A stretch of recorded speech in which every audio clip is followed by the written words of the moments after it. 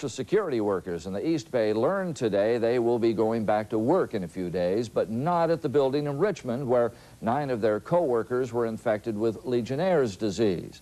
Where will they work? Les Trent is in Emeryville to show us. Les.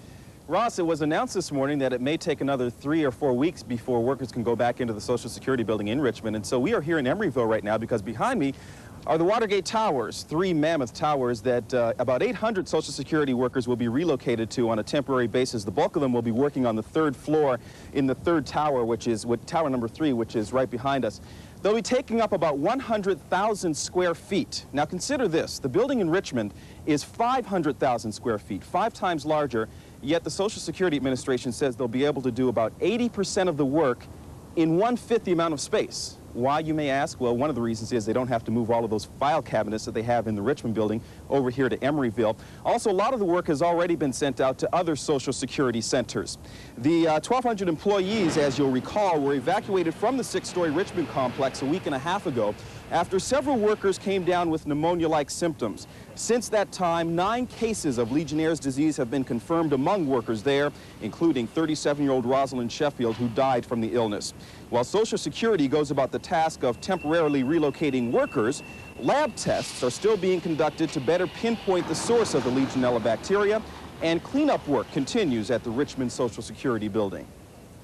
We're doing what we're calling the health cleaning, which is to eradicate any of the sources that might have existed that would host the bacteria that led to this outbreak of Legionnaires' disease. We are going to be doing some additional work in the cooling towers, although we did finish the protocol that we described to you last week. I can't really discuss that work in the cooling towers because we're in contract negotiations right now. We expect to be able to talk about it later today. There was some concern expressed late last week from garbage collection companies that some of the debris from the Social Security building may be unsafe to take to landfills, but Social Security has convinced those companies that the garbage is indeed safe, so they are continuing to clean out the building there. This has been a costly endeavor. The Social Security Administration says it's costing about $200,000 a day in lost wages because these 1,200 workers, as you know, are on administrative leave.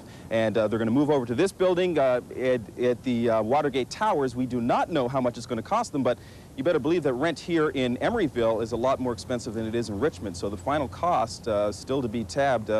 No one quite knows how much it's going to be, but it is adding up day by day. Workers expected to be moved in to the Watergate Towers by Thursday, going about the task right now of bringing all those computers over here.